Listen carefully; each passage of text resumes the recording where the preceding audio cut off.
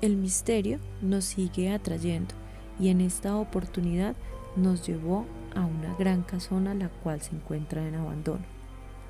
Hemos podido dar cuenta de ello por medio de varios recorridos los cuales hicimos como grupo investigativo paranormal. Esta casona tiene una historia muy particular. En la actualidad es un bien que hace referencia al patrimonio cultural colombiano, en este caso de la ciudad de Bogotá. Y antes de empezar nuestro recorrido a nivel de la parte investigativa y paranormal, quisimos indagar e investigar de quién era esta casa, cuál es la historia y cuál es el misterio que en sí guarda.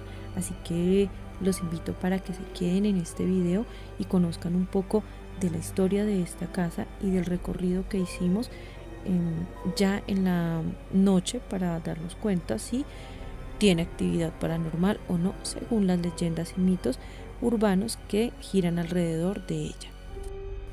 Esta hacienda pertenece a una de las 6 haciendas importantes en la historia del patrimonio cultural colombiano y de la historia colonial de esa época. Estas haciendas constituyeron el foco central de la vida sabanera.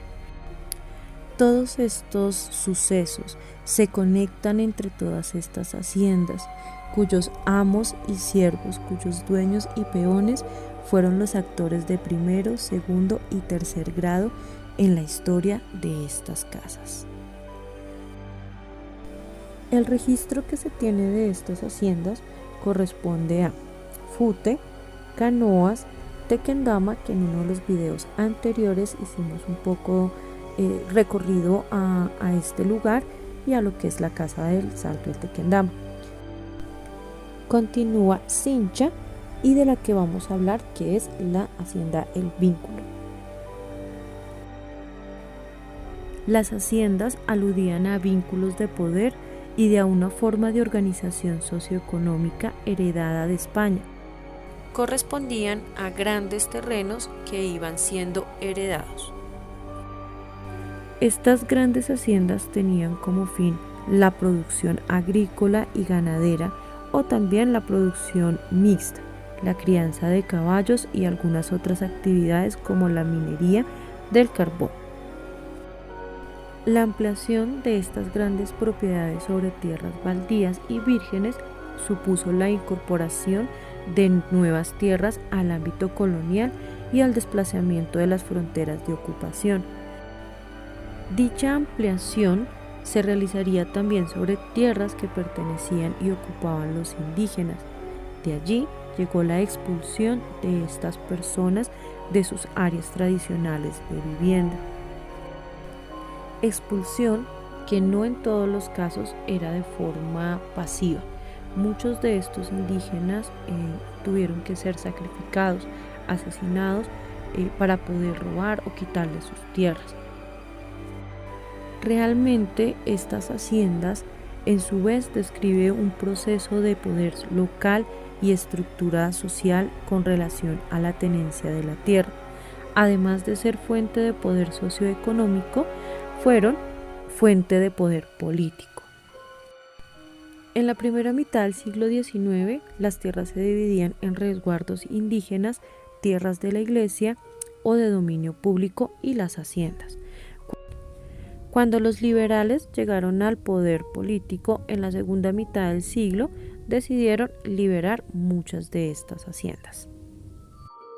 En la historia de estas haciendas y la organización económica, da cuenta de que la vida de los campesinos era como de trabajadores de la producción agrícola y ganadera de esa época, que iban los siglos más o menos XIX al siglo XX, y todos estos productos obtenidos en estas haciendas, como el trigo, la cebada, la leche, se comercializaban en Santa Fe de Bogotá, llevados al lomo de mula por caminos de herradura. Esta información en la historia colonial la pueden encontrar en el libro Los Mochuelos, Recuerdos de 1876 de 1877.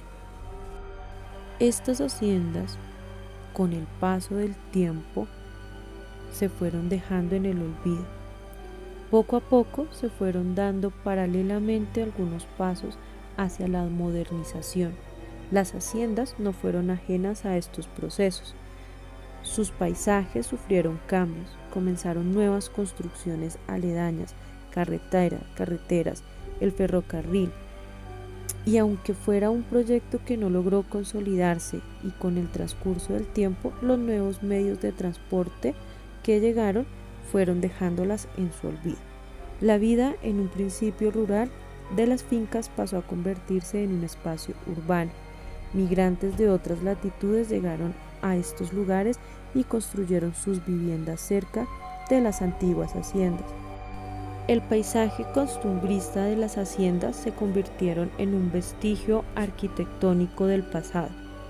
Estas grandes propiedades que albergaron opulencia, riqueza y abundancia, donde se forjó el desarrollo económico de la región por sus hatos lecheros, caballerizas, producción agrícola y ganadera, hoy en día se encuentran en su mayoría muy poco conservadas, pero dejaron un legado a las nuevas generaciones. Las haciendas son yacimientos arqueológicos importantes para la nación.